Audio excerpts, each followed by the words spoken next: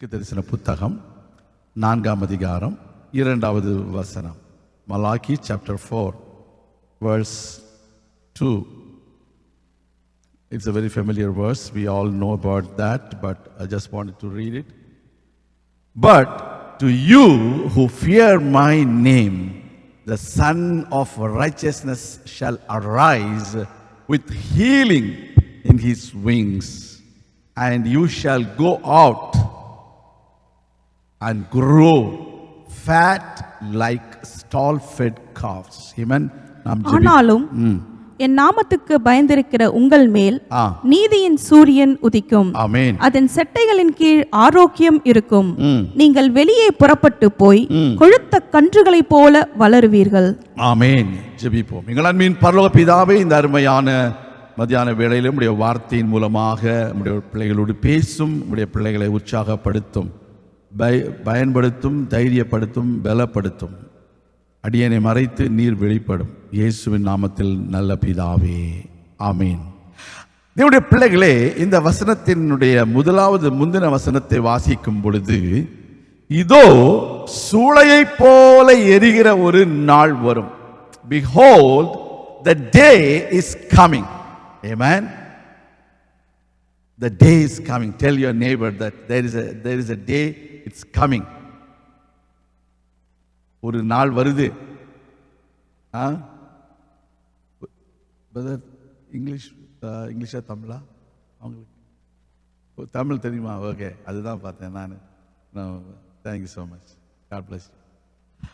அருமையான தேவனுடைய பிள்ளைகளே, தேவனுடைய வார்த்தை சொல்கிறது, சூளையை போல ஒரு நாள் வருகிறது.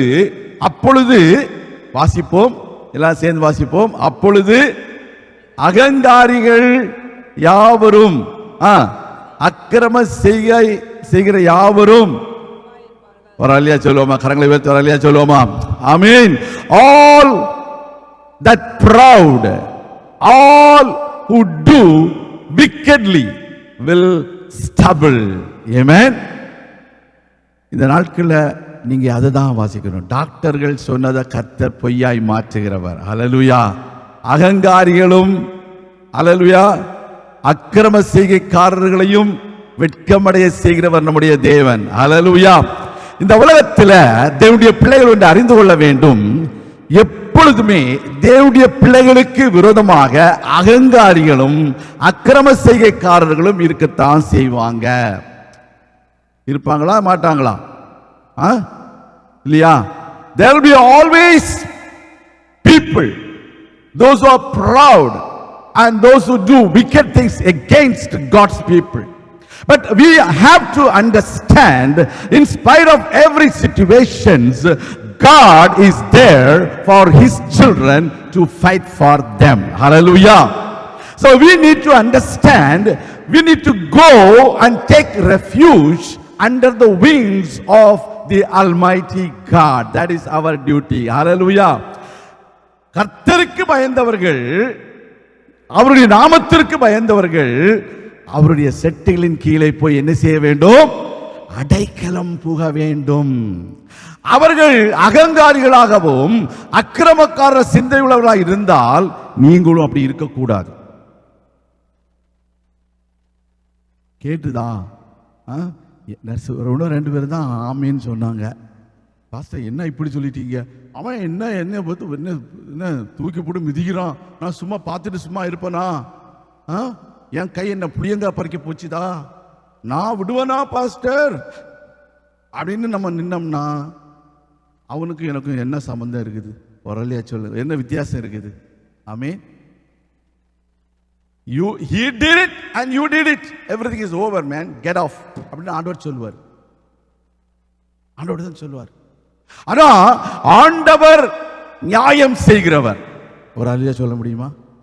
ஆண்டவர் நீதி செய்கிறவர். அந்த நீதியின் சூரியன் உங்கள் வாழ்க்கையில் உதிக்கும். ஹல்லேலூயா. அநியாயமாக நடத்தப்படுகிற இடத்திலே, அநீதி இழைக்கப்படுகிற இடத்திலே உங்களுக்கு நீதி செய்கிற ஒரு சூரியனாகிய இயேசு கிறிஸ்து உயிர்த்தெழுந்து அந்த அகங்காரிகளையும் அக்கிரம சிந்தைக்காரர்களையும் அவர் அழித்து போடுவார். விசுவாசிக்கிறவர்களையா சொல்லுங்க. ஆமென். ஹல்லேலூயா. வேதாகமத்திலிருந்து அநேக உதாரணங்களை சொல்ல போறேன். ஆனா நம்ம என்ன செய்யணும்? What is our duty? we need to go and take shelter under the wings of the Almighty God. Hallelujah. அவருடைய செட்டைகளின் கீழே தான் ஆரோக்கியம் இருக்கும். அவருடைய செட்டைகளின் கீழே தான் நமக்கு என்ன உண்டு? நீதியின் சூரியன் உதிக்கும். அவருடைய செட்டைகளின் கீழே தான் நம்ம வளர முடியும். Hallelujah. ஹல்லேலூயா. நம்முடைய வாழ்க்கையுடைய வளர்ச்சி, நம்முடைய வாழ்க்கையுடைய ஆரோக்கியம், நம்முடைய வாழ்க்கையுடைய நீதி எல்லாம் எங்க இருக்கு? அப்படியே செட்டைகளின் கீழே இருக்கு. இன்றைக்கு நம்முடைய ஆராதனையில பாடின பாடல்களை பார்த்தீங்கன்னா எல்லாம் சிறகுகள் சிறகுகள் எப்படி சொல்லி பாடினோம் இல்லையா? ஆமேன். சிறகுகளின் ஆமேன் நிழலில் ஆமேன் அப்படின்னு நிறைய சிறகுகளாக படித்தோம் இல்லைங்களா? கர்த்தருடைய ஸ்தோத்திரம். கர்த்தருடைய பிள்ளைகளே, நம்முடைய வாழ்க்கையில் ஒன்று அறிந்து கொள்ளணும். நம்ம ஆண்டவருடைய சிறகுகளுக்கு கீழே நம்ம அடைக்கலம் புகும் பொழுது கர்த்தர் நமக்கு அற்புதங்களை செய்வார். ஹல்லேலூயா. நாம் அகங்காரிகளைப் போலவும் அக்கிரம சிந்தைக்காரர்களைப் போலவும் இருக்கக்கூடாது. நம்முடைய வாழ்க்கையில நாம் ஆண்டவருடைய பிள்ளைகளுக்கும் துன்மார்க்கர்களுக்கும் ஒரு வித்தியாசத்தை கர்த்தர் நிச்சயமாக உண்டு பண்ணுவார். விசுவாசிக்கிறீங்களா? ஒரு ஆளையா சொல்லுங்க. உங்க வாழ்க்கையில அந்த ஆசீர்வாதத்தை ஆண்டவர் இந்த மாதத்துல தர வேண்டும் என்று விரும்புகிறார். ஹல்லேலூயா. அப்ப இந்த மாதத்துல கர்த்தருடைய வாக்குத்தத்தம் என்ன கொடுத்தது? அடுத்ததான ஒரு வசனத்தை வாசிக்கிறோம். 3வது வசனத்தை வாசிக்கும் பொழுது, துன்மார்க்கரை மிதிப்பீர்கள். ஆமென். நான் இதை செய்யும் நாளிலே அவர்கள் உங்கள் உள்ளம் கால்களின் கீழ் சாம்பலாயிருப்பார்கள் என்று சேனைகளின் கர்த்தர் சொல்கிறார். ஹல்லேலூயா. ரபா ஷபா ரபா. You shall trample the wicked, for they shall be ashes under the soles of your feet on that day that I do this. நம்முடைய வாழ்க்கையில சாட்சியில எல்லாம் கேட்டோம். அக்கிரம செய்கைக்காரர்கள், அகங்காரிகள் என்னெல்லாம் தேவனுடைய பிள்ளைகளுக்கு விரோதமாய் செய்கிறார்கள் என்று. இது நிறைய பேருக்கு அது அந்த அனுபவம் இல்லை. அதனால அதனுடைய அந்த என்ன செய்வது, அந்த உண்மையான ஆண்டவருடைய பிரசன்னத்தை, ஆண்டவருடைய வல்லமையை உணர்ந்திருக்க முடியாது. அதனால நான் யாரையுமே குறை சொல்ல முடியாது. உண்மையாகவே அந்த அனுபவத்துக்குள்ள போகிறவங்களுக்கு தான் சொல்லுவாங்க, என்னது இவங்களுக்கு ஒரு சின்ன என்ன இருக்கும், ஒரு சின்ன ஆணி காலில் குத்தி இருக்கும். அது பெருசா ஐயோ காலில் ஆணி குத்திருச்சு தெரியுமா உங்களுக்கு? போனவரை ஏன் வரல சர்ச்சைக்கு? காலில் ஆணி குத்திருச்சு. ஆணி எங்க குத்திருச்சு? நீங்க தான் போய் ஆணிக்கு மேலே காலை வச்சிங்க. ஒரு ஆளையா சொல்லுவோமா? ஆணி குத்திச்சாமா இவங்க சும்மா நின்றுட்டாங்க. ஆணி என்ன நினைச்சு சொல்லுங்க. உங்களுக்கெல்லாம் ஆணி குத்தாது. அவன் நல்லது தான் காட்டுவார். இவங்களுக்கு ஆணி குத்திச்சுன்னா பிரச்சனை, அவருக்கு கால் உடஞ்சி கிடக்கும். அது பிரச்சனை இல்லைன்னு சொல்லுவாங்க. ஏன் பிரச்சனை எனக்கு தான் தெரியும். என்ன உங்களுக்கு என்ன பிரச்சனை?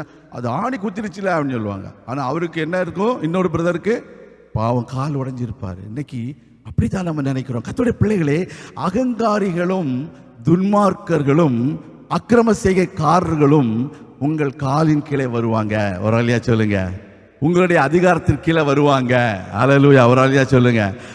ஆண்டவர் இவங்களை எல்லாரும் உங்களுக்கு கீழே கொண்டு வருவார். ஆனால் நம்ம என்ன செய்யணும்? அப்படியே செட்டைகளுக்கு கீழே போகணும். We need to go under the wings of the Almighty God. Amen. நமக்கு எல்லாருக்கும் தெரிந்த ஒரு சங்கீதம் 91, உன்னதமானவரின் மறைவில் இருக்கிறவன் சர்வ வல்லவருடைய நிலையிலே தங்குவான். அப்படி வாசிக்கிறோம் இல்லையா?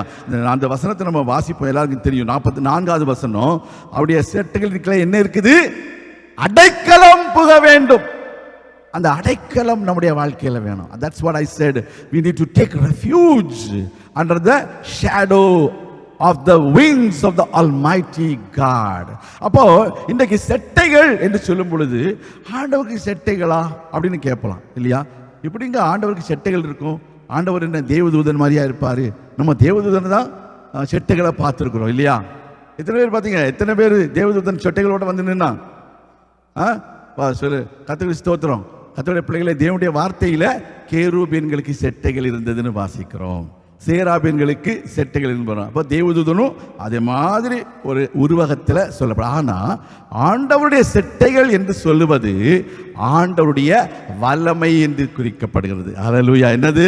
It is the power of God that is figuratively written as the wings of the Lord. Amen. சில வசனங்களை வாசிக்கிறோம், பார்வோம். யாத்திராகமம் 19வது அதிகாரம் 4வது வசனம், உபாகமம் 32ஆம் அதிகாரம் 11வது வசனம், சங்கீதம் 17:9, சங்கீதம் 36:7, சங்கீதம் 68:7. இந்த வசனங்களை நீங்கள் வாசிக்கும் பொழுது பாருங்க, ஒரு வசனம் 19:4 வாசிக்கிறோம். நான் எகிப்தியருக்கு செய்ததையும் நான் உங்களை கழுகுகளுடைய செட்டைகளின் மேல் சுமந்து உங்களை என் அண்டையிலே சேர்த்து கொண்டதையும் நீங்கள் கண்டிருக்கிறீர்கள் அப்படின்னு ஆண்டவர் சொல்லுகிறார். உங்களை கழுகுகளுடைய செட்டைகளின் மேல் சுமந்து உங்களை என்னண்டையில் சேர்த்து கொண்டது அப்படின்னு சொல்ற. அப்ப ஆண்டவர் நம்மள கழுகுகளின், அதாவது இஸ்ரவேல் ஜனங்களை கழுகுகளின் செட்டைகளின் மேல சுமந்து கொண்டு வந்தாரா அப்படின்னு கேட்டீங்களா? கிடையாது. ஆனா அது உருவகப்படுத்தி சொல்லப்படுகிறது. அது மெட்டபாரிக்கலி ஆர் ஃபிகரேட்டிவ்லின்னு சொல்லுவாங்க. அதுதான் லிட்ரேச்சர்ல, இங்கிலீஷ் லிட்ரேச்சர் சொல்லும் பொழுது. அப்ப நம்முடைய வாழ்க்கையில பாருங்க, சில காரியங்களை உருவகப்படுத்தி பேசுகிறோம்.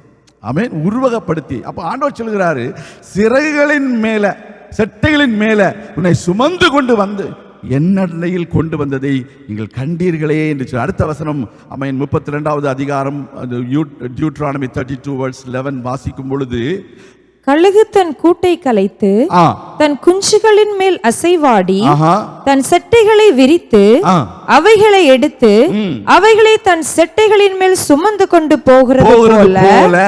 போதும் சிஸ்டர். அப்ப பாருங்க, அப்ப தேவனுடைய பிள்ளைகளுக்கு புரியும் வண்ணமாக சொல்லுகிறார் தேவன். கழுகு தன் கூட்டை கலைத்து தன் குஞ்சுகளின் மேல் அசைவாடி தன் செட்டைகளை விரித்து அவைகளை எடுத்து, இதெல்லாம் நீங்க பார்த்திருக்கீங்கல்ல? உங்களை சொல்லல, ஆண்டவர் யூத ஜனங்களை சொல்றாரு, இஸ்ரவேல் ஜனங்களை சொல்றாரு. அதே மாதிரி நானும் உங்களுடைய கூட்டை கலைத்து உங்கள் மேல் அசைவாடி என்னுடைய செட்டைகளை விரித்து நீங்கள் கீழே விழுந்து விடாதபடிக்கு, பறக்க பழக்கும்படிக்கு, நீங்கள் செட்டைகளை அடித்து உயிரை எழும்பும்படிக்கு நான் உங்களை என்னுடைய செட்டைகள் இறகுகளின் கீழே, அது செட்டைகளின் கீழே கொண்டு வந்து நான் சுமந்து கொண்டு போனதை நீங்கள் பார்த்திருக்கிறீர்கள் அல்லவா என்று சொல்லுகிறார். அப்போ நம்முடைய வாழ்க்கையில இம்மட்டும் நம்மை கர்த்தர் நடத்தின விதம் எப்படி என்று சொன்னால், சிறகுகளின் மேல் அல்லது செட்டைகளின் மேல் அந்த கழுகானது தன்னுடைய குஞ்சுகளை தூக்கி சுமந்து கொண்டு போகிறது போல கர்த்தர் நம்மை சுமந்து கொண்டு வந்தார். ஹல்லேலூயா. அதே போல இனிமேலும் நீங்கள் அந்த செட்டை வரும் பொழுது அந்த செட்டைக்கு மேலே ஏறி உட்கார்ந்துருக்கும் அந்த குஞ்சுகள். ஓகே, அந்த குஞ்சு பறப்பதற்கு எப்பவுமே கம்ஃபர்ட் ஜோனை விட்டு வெளியில வருவதற்கு அநேக மக்களுக்கு முடியாது. அவங்க கம்ஃபர்ட் ஜோனுக்குள்ளவே இருக்கணும் அப்படின்னு நினைப்பாங்க. ஆனால் ஆண்டவர் என்ன செய்வார், கம்ஃபர்ட் ஜோனை விட்டு வெளியில் கொண்டு வந்து அவங்கள பறக்குவதற்கு பழக்குவிக்கப்படும் பொழுது அந்த கூட்டை என்ன செய்கிறாரு, கலைத்து விடுவார். அந்த கூடு கலைக்கப்படுகிற வேளையில, கூடு சின்ன பின்னமாக பீந்து போகிற வேளையில இந்த மனிதர்கள் என்ன செய்வாங்க, they find other alternatives. When they are pressurized, they invent something, they explore something. They find another way of living. They find another way of thriving in the world. இந்த உலகத்தில் அதுதான் நம்முடைய வாழ்க்கையில கண்டுபிடிக்கணும். அனைவரும் உங்க வாழ்க்கையில ஏன் இதெல்லாம் நடந்துன்னு சொன்னா, ஆண்டவர் ஏதோ புதிய காரியத்தை செய்ய போகிறாரு, நான் ஏதோ புதியதை கண்டுபிடிக்க போகிறேன், எனக்கு ஏதோ ஒரு புதிய வாய்ப்பை கொடுக்கிறார் ஆண்டவர் என்று சொல்லி அந்த கழுகுகள் தன்னுடைய குஞ்சுகளுக்காக செட்டைகளை விரித்து அந்த செட்டைகளின் மேல் அந்த கழுகின் குஞ்சுகள் உட்கார்வதற்கு அவர் உதவி செய்கிறது போல உங்களுக்கும் உதவி செய்வார். ஆமென். சங்கீதம் 17:9 வாசிக்கும் பொழுது, உம்முடைய செட்டைகளின் நிழலிலே என்னை காப்பாற்றும் என்று சொல்லி வாசிக்கிறோம். அப்ப செட்டைகளின் கீழே அவர் என்ன வாசிக்குமா, என்னை ஒடுக்குகிற துன்மார்க்கருக்கும் என்னை சூழ்ந்து கொள்ளுகிற என் பிராண பகைஞருக்கும் மறைவாக உம்முடைய செட்டைகளின் நிழலிலே என்னை காப்பாற்றும். இது செட்டைகளின் நிழல் என்று சொல்லப்படுது. உங்களுக்கு தெரியும், முதல்ல செட்டைகளின் மேல் என்பது, இப்போ செட்டைகளின் நிழல். ஒரு கோழி தன்னுடைய குஞ்சுகளோடு கூட அங்கே மேய்ந்து கொண்டிருக்கிற வேளையில ஒரு பருந்து வேகமாக வந்து அந்த குஞ்சுகளை அங்கே கவ்விக்கொண்டு போக வேண்டும் என்று விரும்புகிற நேரத்தில் அந்த கோழி ஒரு சிறிய ஒரு சத்தம் உண்டாகிறது. அப்படின்னு ஒரு சவுண்டு உண்டா உடனே அந்த கோழி குஞ்சுகள் எங்க இருந்தாலும் ஓடி வந்து என்ன பண்ணும், அந்த தாய் கோழியுடைய சிறகுகளுக்கு உள்ளால போய் மறைந்து கொள்ளுகிறது. அந்த பருந்து அந்த கோழி குஞ்சுகளை கவ்விக்கொண்டு போகாதபடிக்கு அல்லது தூக்கி கொண்டு போகாதபடிக்கு அந்த குஞ்சுகள் பாதுகாக்கப்படுகின்றன. அதை தான் இங்க சொல்லுகிற பாருங்க, from the wicked who oppress me, from the deadly enemies who surround me. அதான் அடுத்த வசனத்தில் இருக்கும். I mean they have closed their எல்லாம் விட்டுருங்க, இது வசனம், இது தம்பி இந்த தமிழே விட்டுரும், தமிழே இருக்கட்டும். ஓகே, அப்போ பாருங்க, உம்முடைய செட்டைகளின் நிழலிலே என்னை காப்பாற்றும். அப்போ ஒன்று அறிந்து கொள்ளணும், ஆண்டவருடைய வார்த்தையின்படி செட்டைகள் என்பது ஒரு நிஜமான ஒரு செட்டை என்று நினைக்காம ஆண்டவருடைய அரவணைப்பு, ஆண்டவருடைய தூக்கி சுமக்கிற அனுபவம், ஆண்டவருடைய அந்த உவமையின் அல்லது உருவகத்தின்படி ஆண்டவர் பேசுகிறதை நம்ம அறிந்து கொள்ள வேண்டும். அப்போ இதுதான் அந்த செட்டைகள். இன்னும் நிறைய செட்டைகளை பற்றி பேச முடியும். அங்கே நமக்கு ஸ்தோத்திரம், செட்டைகளின் நிழலில் நான் களி கூறுவேன் என்று சொல்கிறான். சங்கீதம் 68:7 வாசிக்கும் பொழுது செட்டைகளின் நிழலிலே நான் களி கூறுவேன், செட்டைகளின் நிழலிலே நான் மறைந்து கொள்வேன் என்று சொல்லி 36ஆம் சங்கீதம் 7வது வசனத்தில் வாசிக்கிறோம். 36:7, 68:7 இந்த வசனங்களை நீங்கள் எடுத்து பிறகு வாசிக்கலாம். அப்போ கர்த்தருடைய பிள்ளைகளே பாருங்க, மனுபுத்திரனுடைய செட்டைகளின் கீழே வந்து அவர்கள் அடைகிறார்கள், வந்து அடைகிறார்கள், அங்கே அவர்கள் அடைக்கலம் உண்டாகிறது. ஸ்தோத்திரம். 36:7 ஸ்தோத்திரம். இப்போ மறைந்து 68:7 வாசிக்கும் பொழுது அங்கே களி கூறுகிறதை பார்க்க, செட்டைகள் என்பது தேவ பிரசன்னத்தை குறிக்கிறது, தேவனுடைய ஆலயத்தை குறிக்கிறது என்று நான் சொல்லுவேன். இன்னொரு விதத்தில் சொல்ல போனால், அதனால் தேவ பிரசன்னத்திற்காக ஆலயம்தான் என்று சொன்னால் ஒரு நாள் தான் ஞாயிற்றுக்கிழமை. ஆனால் மற்ற எல்லா நாளும் நீங்கள் தேவ பிரசன்னத்தை தேவனுடைய துதிகளின் மூலமாக, தேவனை பாடுகிறதன் மூலமாக, தேவனுடைய நாமத்தை மகிமைப்படுத்துவதன் மூலமாக அந்த தேவ பிரசன்னத்தை உங்கள் இல்லங்களிலே கொண்டு வர முடியும். அந்த இடத்திலேயே தேவன் வந்து உங்களுக்கு அடைக்கலம் கொடுப்பார் என்பதில் சந்தேகமே இல்லை. அப்ப இந்த செட்டைகளின் கீழே இருக்கிற சில ஆசீர்வாதங்களை பார்க்க போகிறோம். முதலாவது ஆசீர்வாதம் என்ன? ஆரோக்கியம். செட்டைகளின் கீழே என்ன இருக்குது? ஆரோக்கியம். சொல்லுங்க, 10 ஆரோக்கியம். ஐ மீன் ஹீலிங் அப்படின்னு இங்கிலீஷ்ல போட்டிருக்குது. அது ஹெல்த்னு போட சொல்லலாம், ஹீலிங்னு சொல்லலாம். அப்போ ஆண்டவருடைய பிள்ளைகள் அவருடைய செட்டைகளின் கீழே வந்து நிழலிலே வந்து தஞ்சம் புகும் பொழுது முதலாவது என்ன கிடைக்குது? ஆரோக்கியம். அவர்களுக்கு சுகம் உண்டாகிறது. நாம் வாசிப்போம், மார்க் எழுதின சுவிசேஷம் 5ஆம் அதிகாரம் 23வது வசனத்தை வாசிக்கும் பொழுது அங்கே ஒரு ஸ்திரீ வருகிறார். அந்த ஸ்திரீயானவள் ஆண்டவரை பார்த்து சொல்லுகிற ஒரு வசனத்தை நான் சொல்லுகிறேன். ஐ மீன் என் ஜபாலய தலைவனாக யவீர், முதலாவது அந்த ஸ்திரீ, அந்த 12 வருடம் உள்ள ஸ்திரீ வராங்க. அது இருக்கட்டும், அது இடையில அது நான் சொல்ல நினைச்சிருது. ஆனால் வந்து யவீருடைய மகள் என்ன செய்கிறாள்? சுகவீனப்பட்டிருக்கிறாள். அப்பொழுது அவன் வந்து இயேசுவிடத்தில் சொல்லுகிறான், என்ன சொல்லுகிறான்? என் குமாரத்தி மரண அவஸ்தைப்படுகிறாள், அவள் ஆரோக்கியம் அடையும்படிக்கு நீர் வந்து அவள் மேல் உமது கைகளையும் வையும், அப்பொழுது பிழைப்பாள் என்று அவரை மிகவும் வேண்டிக் கொண்டார். அவர் அல்லேலூயா சொல்லுவோமா? அப்போ ஆரோக்கியம் வேண்டும் என்பதற்காக யவீரு என்ன சொல்றாரு? நீர் வந்து உமது கரங்களை என் மகள் மேல் வையும், அப்பொழுது அவள் பிழைப்பாள். விசுவாசிக்கிறவங்களே சொல்லுங்க. அப்போ தேவ பிரசன்னம் வரும் பொழுது, தேவனுடைய தொடுகை வரும் பொழுது ஆரோக்கியம் உண்டாகும் என்பதை யவீர் என்ற ஜெபாலய தலைவன் அவன் விசுவாசித்திருந்தான். இன்றைக்கு நம்முடைய வாழ்க்கையில ஆண்டவருடைய நிழலில் வரும் பொழுது, செட்டைகளின் கீழே வரும் பொழுது நமக்கு என்ன உண்டு? ஆரோக்கியம் உண்டு. நமக்கு என்ன உண்டு? சுகவீனங்கள் மாறும், சுகம் உண்டாகும். நம்முடைய வாழ்க்கையில ஆவிக்குரிய விதத்தில் கூட இருக்கலாம், சரீர பிரகாரமாக இருக்கலாம், அல்லது நம்முடைய எமோஷனல் ஹீலிங், எதுவாக இருந்தாலும் நம்முடைய ஆண்டவர் நமக்கு சுகத்தை கொடுக்க வல்லமை உள்ளவர். விசுவாசிக்கிறோம் இல்லையா? சொல்லுங்க. Whatever may be your situations, it may be a physical challenge, it may be an emotional sickness that you might require a healing. It may be a spiritual struggle that you may go through. பிசாசு சில மக்களை என்ன செய்கிறான்? ஆட்டி படைக்கிறான். ஆவிக்குரிய ஒரு விடுதலை இல்லை, ஆவிக்குரிய ஆரோக்கியம் இல்லை.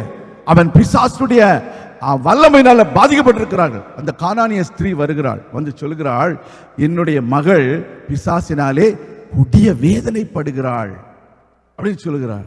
அப்போ ஆண்டவர் சொல்கிறார், அந்த வசனத்தை வாசிக்கும் பொழுது, இல்ல நான் இஸ்ரவேலை மாத்திரமா மீட்க வந்தேன், அதாவது தேவனுடைய பிள்ளைகளுக்காக நான் சுகம் கொடுக்க வந்தேனே ஒழிய என்று சொல்லி அவளை தட்டி கழிக்கிறார். அந்த வேளையில அவள் சொல்லுகிறாள், இல்லை இல்லை இல்லை, மேஜிலிருந்து விழுகிறதான துணிக்கைகளை நாய்க்குட்டிகள் தின்னுமே, அந்த விதத்தில் என்னுடைய மகளுக்கு ஒரு சுகத்தை கொடுக்க வேண்டும் என்று.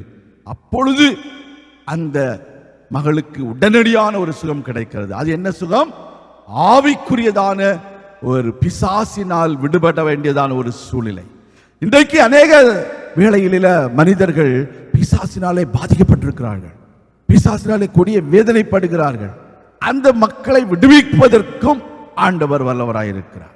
யவீருடைய மகள் எதற்காக சுகத்தை பெற வேண்டியதாக இருந்தது? அவள் மரண அவஸ்தை, அவளுடைய சரீரத்தில் அவளுக்கு ஒரு சுகவீனமாக இருந்தது. கர்த்தருடைய பிள்ளைகளே, இப்படி பல விதங்களிலே தேவன் தம்முடைய பிள்ளைகளுக்கு சுகத்தை கொடுக்க விரும்புகிறார். இந்த கானானிய ஸ்திரீ இயேசுவை அவள் என்ன மறுபடியுமாக அவள் தொந்தரவு பண்ணினாள் என்று வேதம் சொல்கிறது. அந்த தொந்தரவு பண்ணின உடனடியாக ஆண்டவர் இங்கே ஒரு அற்புதத்தை செய்கிறார். அப்படின்னா என்ன அர்த்தம்? தொந்தரவு பண்றான்னு என்ன அர்த்தம்? அவளுடைய விடாப்பிடியான ஜபத்தை குறிக்கிறது. அவள் ஆண்டவர் என்ன காரணத்தை சொல்லி அவளை போக சொன்னாலும் அவள் ஆண்டவரை விடுகிற பாடில்லை.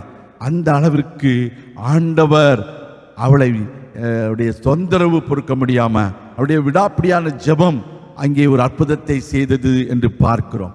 லூக்கா 18வது அதிகாரத்தில் வாசிக்கும் பொழுது அங்கே ஒரு ஸ்திரியை குறித்து பார்க்கிறோம். ஒரு அநீதி செய்கிற ஒரு நியாயாதிபதி இருக்கிறான். அவன் தேவனுக்கு பயப்படாதவன், மனிதர்களை மதியாதவன். அவனிடத்தில் போய் தன்னுடைய விண்ணப்பங்களை அவள் சமர்ப்பிக்கிற பொழுது அந்த இடத்திலேயும் ஆண்டவர் ஒரு உவமையை சொல்லுகிறார். என்ன சொல்லுகிறார்? மறுபடியும் அவள் போய் அந்த நியாயாதிபதியிடத்தில் நியாயம் கேட்கும் பொழுது அவள் நிச்சயமாக நியாயத்தை பெற்றுக்கொண்டாள். இப்படியாக தம்மால் தெரிந்து கொள்ளப்பட்டவருடைய விஷயத்தில் தேவன் நீடிய பொறுமை உள்ளவராக இருந்து உங்களுக்கு ஒரு அற்புதம் செய்வார். இன்றைக்கு யாராவது அப்படிப்பட்டதான அநியாயமாக நடத்தப்படுகிறீர்களா? உங்களுக்கு சரியான நியாயம் கிடைக்காமல் இருக்கிறதா? உங்கள் வாழ்க்கையில நீங்கள் ஏதோ ஒரு இடத்துல உங்களுடைய கோர்ட் கேஸா இருக்கலாம், அல்லது ஒரு அதிகாரி இடத்துல உங்களுக்கு கிடைக்க வேண்டியதான ஒரு பிரயோஜனமான நன்மையான ஒரு காரியம் உங்களுக்கு கிடைக்காமல் இருக்கலாம். ஆனால் கர்த்தர் உங்களுக்கு நியாயம் செய்து கர்த்தர் அவருடைய சமூகத்திலே கடந்து போகும் பொழுது ஒரு அற்புதம் செய்கிறவராய் இருக்கிறார். ஹல்லேலூயா. அருமையான தேவனுடைய பிள்ளைகளே, உன்னதமானவருடைய மறைவில் இருக்கிறவன் சர்வ வல்லவருடைய நிழலில் தங்குவான். அவருடைய செட்டைகளின் கீழே நாம் அடைக்கலம் புக வேண்டும். அவருடைய அரவணைப்பில் நாம் எப்பொழுதும் காத்து கொண்டிருக்க வேண்டும். இந்த உலகத்தில் அநேக வேளைகளில் பகட்டான காரியங்கள் உங்களை கவர்ச்சித்து தேவனை விட்டு இழுத்து கொண்டு போய்விடலாம். நீங்கள் அப்படி போகக்கூடாது. அவருடைய செட்டுகளின் கீழே மறைவிடத்திலே எப்பொழுதும் நீங்கள் தங்கி இருக்க வேண்டும். அவருடைய விருப்பத்தின்படி நாம் வாழ வேண்டும். அவருடைய ஆசீர்வாதங்களை நாம் பெற வேண்டும் என்றால் இந்த செட்டைகள் நமக்கு முக்கியம். இந்த செட்டைகளின் நிழலிலே நமக்கு ஆசீர்வாதம் உண்டு, நமக்கு பாதுகாப்பு உண்டு. அந்த செட்டுகளின் நிழலிலே நமக்கு எப்பொழுதுமே சுபிட்சம் உண்டு. மறந்து விடாதீர்கள். ஆண்டவரை விட்டு வர எங்கேயும் போயிடாதீங்க. கர்த்தர் உங்களை ஆசீர்வதிப்பார். நான் உங்களுக்காக ஜெபிக்கிறேன். என் பரலோக பிதாவே, இந்த அருமையான வேளையிலும் உடைய செட்டுகளின் நிழலிலே நாங்கள் தங்கவும் அதிலே வருகிற ஆசீர்வாதங்களை பெற்றுக் கொள்ளவும் கர்த்தர் எங்களுக்கு உதவி செய்ய வேண்டும் என்று ஜெபிக்கிறோம். தேவனாலே கூடாத காரியம் ஒன்றுமே இல்லை. அதிசயங்களையும் அற்புதங்களையும் செய்தரலும் உடைய நாமத்தை மகிமைப்படுத்தும். தீமைகளுக்கு விலக்கி காத்துக்கொள்ளும். உம்மை விட்டு எங்களை எந்த சக்தியும் பிரித்து விடாதபடிக்கு எப்பொழுதும் நாங்கள் உண்மையிலே தங்கி தாபரிக்க தரித்திருக்க கர்த்தர் எங்களுக்கு உதவி செய்ய வேண்டும் என்று ஜெபிக்கிறோம். தாழ்த்துகிறோம், ஒப்பு கொடுக்கிறோம். பெரிய காரியங்களை செய்தரலும். இயேசு கிறிஸ்துவின் நாமத்தில் ஜெபிக்கிறோம். எங்கள் நல்ல பிதாவே, ஆமேன். கர்த்தர் தாமே உங்களை ஆசீர்வதிப்பாராக. ஆமென்.